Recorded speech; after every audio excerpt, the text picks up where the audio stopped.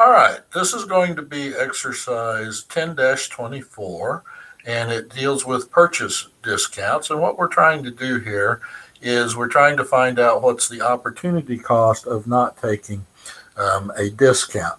And so um, on this one, says number one says, what is the opportunity cost of not taking advantage of the discount associated with purchases made under the following terms? 210 net 30. So that means if we pay within 10 days, we get a 2% discount. Otherwise, we have to pay the full amount. And so the amount of we get is 2% over a 20-day period. We get to delay it 10 days and still get the discount, but we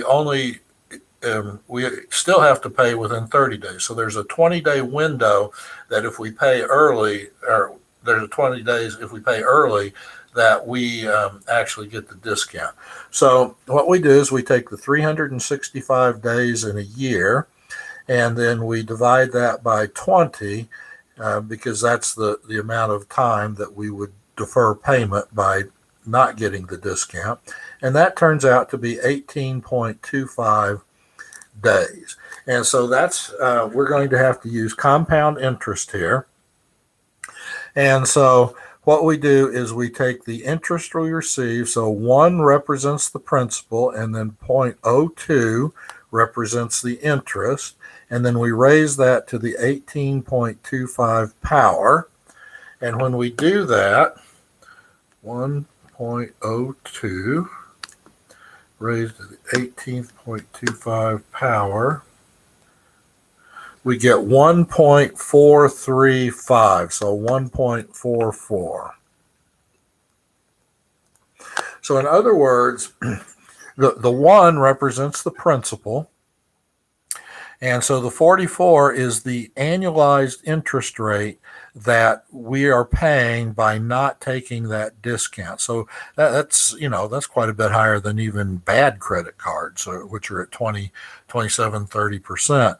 So that's a pretty significant interest savings if we pay them in full. As a matter of fact, a lot of companies have a policy that if they get a discount, that they pay it, and they make sure that they pay it because the interest rate is so high on doing that.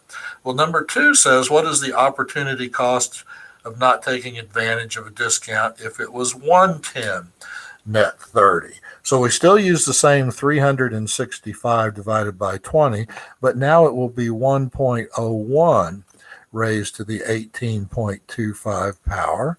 And it turns out that that's going to be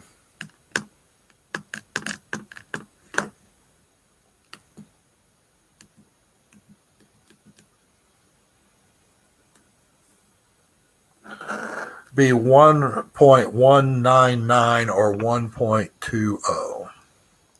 So that would be a 20% interest rate. In today's worlds of interest rates, that's a pretty significant interest rate cost.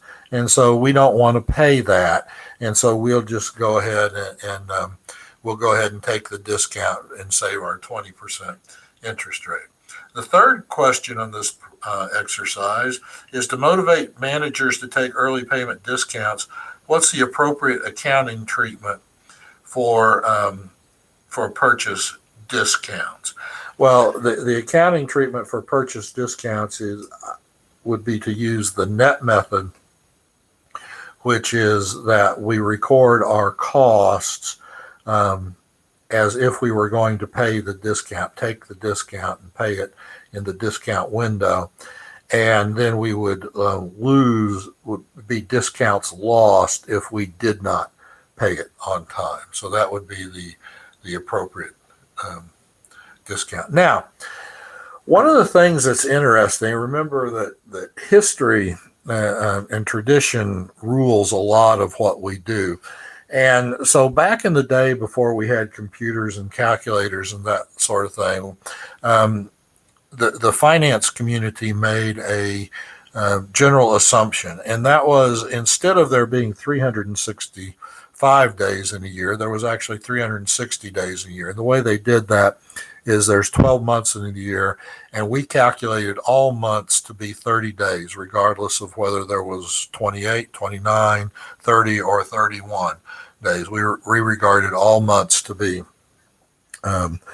30 days. And so if we were to do it the old fashioned way, which a lot of companies still use, that number would instead be 360 divided by 20, which is going to be 18. And our numbers won't come out that different when we do that. 1.02 raised to the 18th power is going to be 1.428.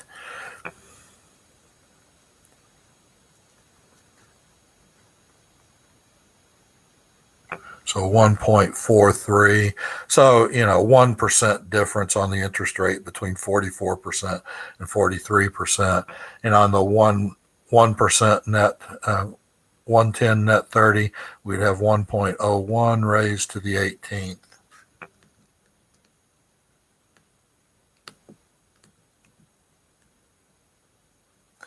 And that would be 19.6, so it'd be the same 1.20 if we round it up to the nearest full percent number. So anyway, so that's problem or exercise 10-24.